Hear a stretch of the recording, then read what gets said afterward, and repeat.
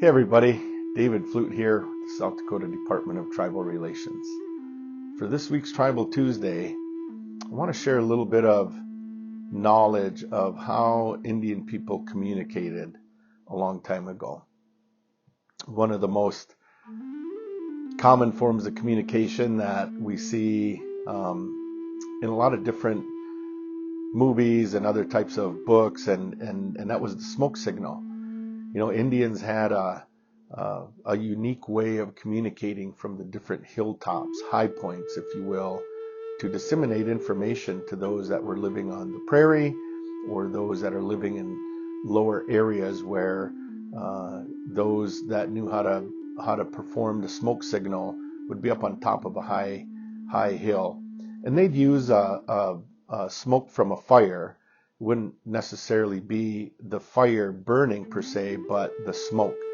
And they'd use either hides or they'd use blankets.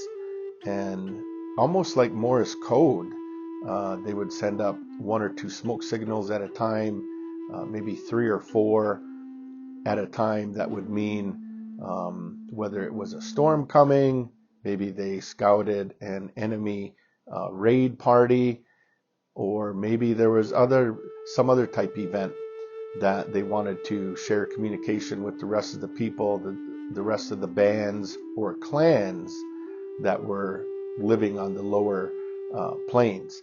Also, they would sometimes use blue or red, some type of a putty, if you will, that was dry, or maybe even dried blood, maybe from a deer kill or some other type of animal, and they would use that to send up a different type of smoke signal.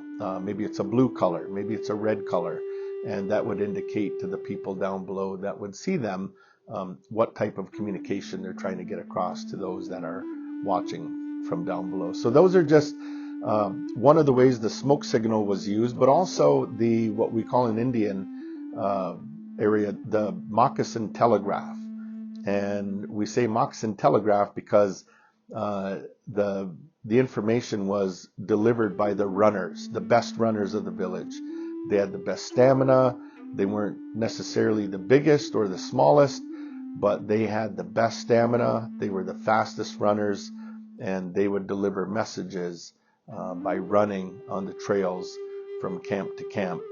And so that was the moccasin telegraph, or the moccasin runners. And a lot of times these moccasins were made by the mothers and grandmothers or the sisters, and they would put special designs on the moccasins, maybe a dragonfly. Dragonflies are a very swift insect. Maybe they would put the whirlwind design on these moccasins, as a whirlwind is fast.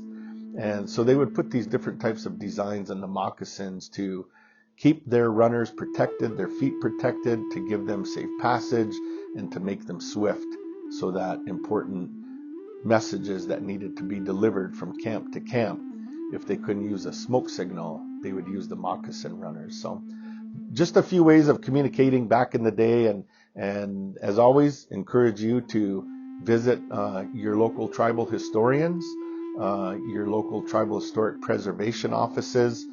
There's one in every of the 9 tribes, and they'll have more information if you ask. So thank you.